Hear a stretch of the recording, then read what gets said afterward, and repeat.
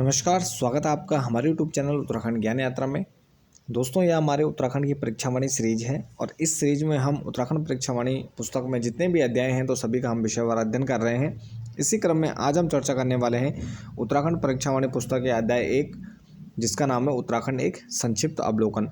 तो इसकी यह भाग 12 या 12वीं वीडियो है। इस वीडियो में हम उत्तराखंड की भौगोलिक संरचना और जलवायु के बारे में चर्चा करने वाले हैं। और यह जो पहला हमारा चैप्टर है वाणी का, तो इसमें वन लाइनर यहाँ पर जो इम्पोर्टेंट फैक्ट हैं वो दिए गए हैं, तो उन पर हम यहाँ पर चर्चा करेंगे। तो चलिए प्रारंभ करते हैं। तो सबसे पहले है धरातलीय विन्यास, स्थल शैलक्रम तथा उच्चावच स्वरूपों के आधार पर यहाँ पर उत्तराखंड को 8 भौगोलिक क्षेत्रों में बांटा जा सकता है। यानी उत्तराखंड को कुल यहाँ पर भौगोलिक संरचना के आधार पर 8 भौगोलिक क्षेत्रों में बांटा गया है। पहला गंगा का मैदान, दूसरा हमारा तराई क्षेत्र, तीसरा भाबर, फिर शिवालिक, फिर दून क्षेत्र, फिर लघु या मध्य हिमालयी क्षेत्र, फिर बृहत या उच्च हिमालय क्षेत्र और अंतिम है हमारा ट्रांस हिमालय क्षेत्र। तो यानी कुल जो हमारा उत्तराखंड है तो उसको हम धरातलीय विन्यास, स्थल शैलाक्रम, उच्चावच स्वरूपों के आधार पर 8 भौगोलिक क्षेत्रों में डिवाइड कर सकते हैं। तो ये प्रमुख यहाँ पर 8 भौगोलिक क्षेत्रों में विभाजन है। इसके बाद है कि राज्य का किस जिले का अधिकांश भाग गंगा के मैदान के अंतर्गत आता है। तो राज्य का वह जनपद जो अधिकतर यहाँ पर गंगा के मैदान के अंतर्गत आता है वह है हमारा हरिद्वार जनपद।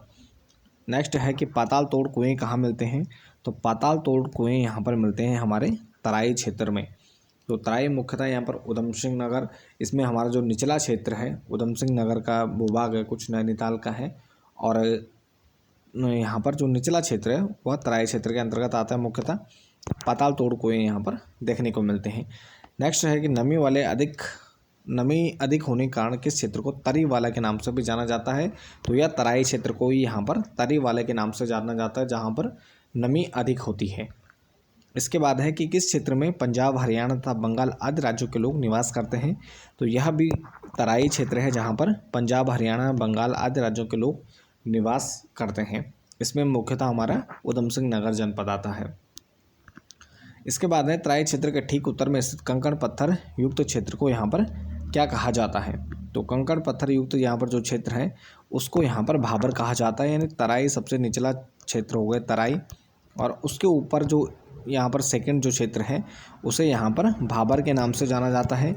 और यह जो क्षेत्र होता है इसमें मोटे मोटे यहाँ पर पत्थर, कंकड़ पत्थर से युक्त होता है, तो इस क्षेत्र को यहाँ पर भाबर कहा जाता है। इसके बाद नेक्स्ट है कि राज्य में शिवालिक श्रेणी की औसत चौड़ाई तथा ऊंचाई कितनी है। तो राज्य में यहाँ पर शिवालिक जो हमारी श्रेणियाँ हैं, हिमालय का जो सबसे निचला क्षेत्र है यानी तराई, भाबर, और उसके बाद यहाँ पर जो तीसरी लेयर आती है जहाँ पर हमें पर्वत श्रेणियाँ देखने को मिलती हैं। सबसे निचली पर्वत श्रेणी है शिवालिक श्रेणी हिमालय की, और इनकी औसत चौड़ाई यहाँ पर उत्तराखंड में 10 से 20 किलोमीटर और 700 से 1200 मीटर की ऊंचाई यहाँ पर देखने को मिलती है। इसके बाद है कि हिमालय की सबसे नवीन श्रेणी कौन है, जिसका निर्माण 1.75 लाख वर्ष पूर्व से 3 करोड़ वर्ष पूर्व मायोसीन से निम्न प्लाइस्टोसीन के मध्य हुआ। तो यह भी है शिवालिक श्रेणी, सबसे नवीन श्रेणी भी है, और इसका निर्माण मायोसीन से निम्न प्लाइस्टोसीन युग के मध्य होता है। नेक्स्ट है कि अधिकांश पर्यटन केंद्र स्थित हैं। तो यहाँ पर जो अधिकांश हमारे पर्यटन केंद्र हैं वह शिवालिक क्षेत्र में स्थित हैं। और इसके बाद नेक्स्ट है कि देहरादून से मंदरासू, बड़कोट व ऋषिकेश आदि स्थानों पर डोलोमाइट चट्टानें पाई जाती है, जहाँ से चूना निकाला जाता है। तो चूना पत्थर यहाँ पर मंदरासू, बड़कोट, ऋषिकेश आदि स्थानों पर मुख्यतः यहाँ पर देखने को मिलता है। नेक्स्ट है शिवालिक जो हमारी पहाड़ियाँ हैं इनको प्राचीन काल में क्या कहा जाता था। तो प्राचीन काल में शिवालिक पहाड़ियों को मैनाक के नाम से जाना जाता था। नेक्स्ट है कि शिवालिक शब्द शिव तथा अलग शब्द से मिलकर बना है, जिसका अर्थ होता है शिव की भौएँ। तो शिव की भौएँ यानी शिवालिक और शिव तथा अलग शब्दों से मिलकर बना है, तो इसे शिवालिक के नाम से जाना जाता है, शिव की भौएँ। नेक्स्ट है हिमालय के 3 श्रेणियों में जीवांश किसमें पाए जाते हैं। तो शिवालिक श्रेणियों में हमें जीवांश देखने को मिलते हैं। तो हिमालय की जो 3 श्रेणियां हैं उनमें हमें जीवांश शिवालिक में देखने को मिलते हैं। शिवालिक श्रेणी और मध्य हिमालय के मध्य चौरस, समतल व क्षैतिज घाटियों को कहा जाता है।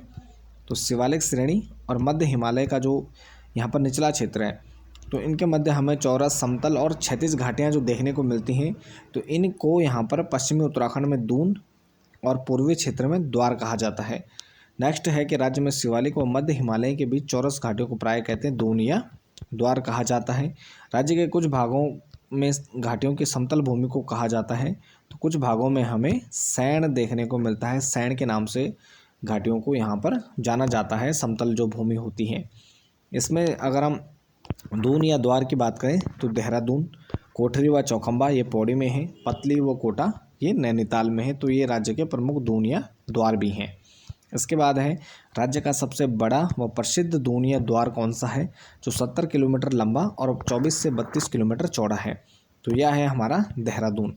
नेक्स्ट है राज्य में मध्य हिमालय कितना चौड़ा व ऊंचा है। तो राज्य में शिवालिक के बाद यहाँ पर जो अगली लेयर आती है शिवालिक के बाद, तो वह यह हमारे क्या है, मध्य हिमालय है। 70 से 100 किलोमीटर इसकी कुल चौड़ाई है और 1200 से 4500 मीटर की ऊंचाई तक यहाँ में देखने को मिलता है। तो राज्य में 70 से 100 किलोमीटर मध्य हिमालय की चौड़ाई और 1200 से 4500 मीटर यहाँ पर इसकी कुल ऊंचाई है। इसके बाद है मसूरी पहाड़ों की रानी पहाड़ी किस श्रेणी में स्थित है। तो मसूरी देहरादून के पास स्थित है, देहरादून जनपद में आते हैं और यह मध्य हिमालयी श्रेणी में स्थित है, जिसे पहाड़ों की रानी भी कहा जाता है। नेक्स्ट है किस श्रेणी के पर्वत प्री कैम्बियन और पॉलीजोइक चट्टानों स्लेट, चूना पत्थर, सैल, क्वार्ट्ज, नीस, ग्रेनाइट से बने हैं। तो यह मध्य हिमालयी श्रेणी के जो पर्वत हैं वो प्री कैम्बियन युग पॉलीजोइक चट्टानों, जिसमें स्लेट, चूना पत्थर, सैल, क्वार्ट्ज, नीस, ग्रेनाइट आदि हैं, तो उससे मिलकर बने हैं। नेक्स्ट है कि कुमाऊं क्षेत्र के अधिकांश ताल किस पर्वत श्रेणी के दक्षिणी ढाल पर स्थित हैं। तो ये मध्य हिमालयी श्रेणी के दक्षिणी ढाल पर स्थित देखने को मिलते हैं। नेक्स्ट है प्राचीन ग्रंथों में वृहत हिमालय को कहा गया है। तो प्राचीन ग्रंथों में वृहत हिमालय को हिमाद्री कहा गया है, यानी बर्फ का घर कहा गया है। नेक्स्ट है शीतोष्ण कटिबंधीय सदाबहार प्रकृति के कोणधारी वन यहाँ पर पाए जाते हैं। तो ये मध्य हिमालय श्रेणी में हमें देखने को मिलते हैं। नेक्स्ट है लघु या मध्य हिमालय श्रेणी के अंतर्गत 40% चमोली, पौड़ी में 60% जिलों में फैले दूधातोली श्रृंखला को कहा जाता है। तो उत्तराखंड का पामीर के नाम से उसे जाना जाता है। उत्तराखंड का पामीर यहाँ पर चमोली और पौड़ी जिले में देखने को मिलता है। नेक्स्ट है पश्चिमी रामगंगा, आटागाड़, पश्चिमी व पूर्वी नैया तथा वूनू आदि 5 नदियाँ कहाँ से निकलती हैं। तो ये दूधातोली श्रृंखला से हमें इनका उद्गम देखने को मिलता है। इसके बाद है गैरसैंण स्थित है। तो यह भी दूधातोली श्रृंखला के पास स्थित है। नेक्स्ट है अधिकांश ऊंची पर्वत चोटियां हैं। तो यह हमारे मध्य हिमालय के ऊपर जो यहाँ पर लेयर है, यानी हमारा वृहत हिमालय या उच्च हिमालय। इसके बाद राज्य के प्रमुख जो पर्वत शिखर हैं वह हमें वृहत हिमालय या उच्च हिमालय क्षेत्र में देखने को मिलते हैं, जिनमें नंदा देवी कामेट पर्वत, नंदा देवी पूर्वी, बद्रीनाथ, माणा, चौखंबा पर्वत, त्रिशूल, दोनागिरी, केदारनाथ, मलारी या नीति आदि जो पर्वत हैं, ऊंचे पर्वत हैं, वह हमें वृहत हिमालयी श्रेणी में देखने को मिलते हैं। नेक्स्ट है वह शिखर जो शिवधाम के रूप में प्रतिष्ठित है और भिन्न भिन्न दिशाओं से भिन्न भिन्न देखने को मिलता है। तो यह त्रिशूल शिखर है चमोली में। नेक्स्ट है सर्वाधिक ऊंचाई वाली 4 चोटियाँ। तो सबसे ऊंचाई वाली जो चोटी है नंदा देवी है हमारे 7817 मीटर। इसके बाद है कामेट 7756, फिर नंदा देवी पूर्वी 7434, फिर है हमारे माणा 7272 मीटर। इसके बाद है राज्य में सर्वाधिक ऊंचाई वाली अधिकांश चोटियाँ किस जिले में हैं। तो वह हमें चमोली जिले में देखने को मिलती हैं। सर्वाधिक अधिकांश चोटियाँ चमोली जनपद में हैं। नेक्स्ट भागीरथी 6856 मीटर, बंदरपून 6315 और गंगोत्री 6672 जो यहाँ पर पर्वत हैं, तो ये स्थित हैं। तो ये उत्तरकाशी जनपद में स्थित हैं। इसके बाद नेक्स्ट है उच्च हिमालय क्षेत्र के विशाल हिमनद या ग्लेशियर साक्ष्य प्रस्तुत करते हैं। तो ये प्लाइस्टोसिन युग के हिमाच्छादन का यहाँ पर साक्ष्य प्रस्तुत करते हैं। फूलों की घाटी या भी वृहत हिमालय क्षेत्र में है। वृहत हिमालय क्षेत्र के मूल निवासी हैं तो भूटिया लोग हैं, जो कि यहाँ पर वृहत हिमालय में देखने को मिलते हैं। नेक्स्ट वृहत हिमालय क्षेत्र में ग्रीष्मकालीन में पशुचारण हेतु आते हैं। तो जाड़ और मार्ग के यहाँ पर लोग पशुचारण हेतु यहाँ पर वृहत हिमालय क्षेत्र में आते हैं। नेक्स्ट है ग्रीष्म ऋतु में मध्य मार्च से मध्य जून तक को उत्तराखंड में कहा जाता है। तो मध्य मार्च से मध्य जून तक यहाँ पर रूड़ी के नाम से, रूड़ी या खरसाओं के नाम से जाना जाता है। ग्रीष्म ऋतु में सामान्यतः यहाँ पर उष्ण कटिबंधीय दशाएं हमें देखने को मिलती हैं और तीनों हिमालयों में सर्वाधिक और सबसे कम तापमान हमें देखने को मिलता है। तो सर्वाधिक तापमान शिवालिक क्षेत्र में और सबसे कम तापमान हमें वृत्त हिमालय क्षेत्र में देखने को मिलता है। शिवालिक सबसे नीचे है तो यहाँ पर सबसे कम तापमान, और वृत्त हिमालय सबसे ऊपर है हिमालय का क्षेत्र, तो यहाँ पर सबसे अधिक तापमान देखने को मिलता है। अब इसके बाद वर्षा ऋतु में सर्वाधिक वर्षा किस हिमालय में होती है? तो वर्षा ऋतु में सर्वाधिक वर्षा वाय हिमालय या शिवालिक क्षेत्र में होती है, 200 सेंटीमीटर से भी अधिक। तो यानी जो हमारा हिमालय है सबसे ऊपर है या हमारा महान हिमालय या वृहत हिमालय, फिर हमारा मध्य हिमालय और सबसे नीचे हमारा शिवालिक हिमालय। तो यहाँ पर जब जो सबसे नीचे हमारा शिवालिक क्षेत्र है तो यहाँ पर सर्वाधिक वर्षा हमें देखने को मिलती है। तो सर्वाधिक वर्षा जो होती है तो यहाँ पर होती है शिवालिक क्षेत्र में, तो 200 सेंटीमीटर से अधिक देखने को मिलती है। नेक्स्ट है कि शिवालिक हिमालय का कौन सा स्थान है जहाँ वर्षा ऋतु में सामान्यतः सर्वाधिक वर्षा होती है? तो यह स्थान है नरेंद्रनगर टिहरी में, 318 सेंटीमीटर से भी अधिक यहाँ पर वर्षा देखने को मिलती है। वर्षा ऋतु में सबसे कम वर्षा तो वृहत हिमालय के ऊपरी भागों में, यानी जो वृहत हिमालय है का सबसे ऊपरी भाग है तो यहाँ पर हमें सबसे कम वर्षा देखने को मिलती है। नेक्स्ट है राज्य में सर्वाधिक शीतकालीन वर्षा, तो पौड़ी, टिहरी, अल्मोड़ा व देहरादून में हमें सर्वाधिक शीतकालीन वर्षा देखने को मिलती है, यानी ठंडे के समय सर्वाधिक वर्षा देखने को मिलती है सर्दियों में। नेक्स्ट है राज्य में औसत वार्षिक वर्षा, तो राज्य में औसत वार्षिक वर्षा 150 से 200 सेंटीमीटर। राज्य में दक्षिण से उत्तर की ओर बढ़ने पर वर्षा की मात्रा घटती है, तो यानी दक्षिण से उत्तर की ओर बढ़ने पर, तो जब हम नीचे से ऊपर की ओर जाते हैं, दक्षिण से उत्तर की ओर जाते हैं, यानी हमारा जो उधम सिंह नगर से हम ऊपर की ओर जाते हैं देहरादून उत्तरकाशी की तरफ, तो यहाँ पर जो दक्षिण से उत्तर बढ़ने पर वर्षा की मात्रा हमें यहाँ पर कम देखने को मिलती है, यानी घटती जाती है। जब हम ऊपर की ओर जाएंगे तो वर्षा की मात्रा कम होती रहेगी। उत्तर से हम दक्षिण की ओर आएंगे तो यहाँ पर वर्षा की मात्रा में हमें बढ़ोतरी देखने को मिलेगी। इसके बाद है राज्य में अधिकतम वर्षा 2013 में देहरादून में 3265.2 मिलीमीटर। सर्वाधिक तापमान वाला क्षेत्र वाय हिमालय के दक्षिणी ढाल से तराई तक का क्षेत्र, यहाँ पर सर्वाधिक तापमान देखने को मिलता है। राज्य में अधिकतम तापमान 2020 में पंतनगर में 41 डिग्री सेल्सियस रिकॉर्ड किया गया।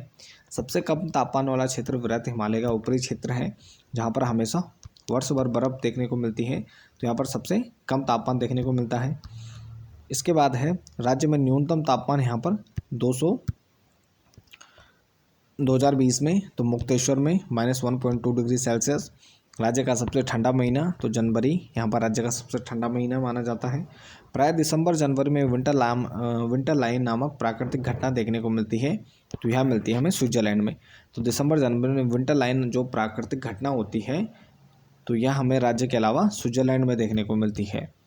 इसके बाद जब कभी सूर्यास्त के समय 15 से 20 मिनट तक सूर्य की लालिमा एक लंबी क्षैतिज रेखा के भांति दिखे तो उस दृश्य को ही यहाँ पर विंटर लाइन कहा जाता है। तो यह उत्तराखंड के अलावा हमें स्विट्जरलैंड में भी देखने को मिलती है।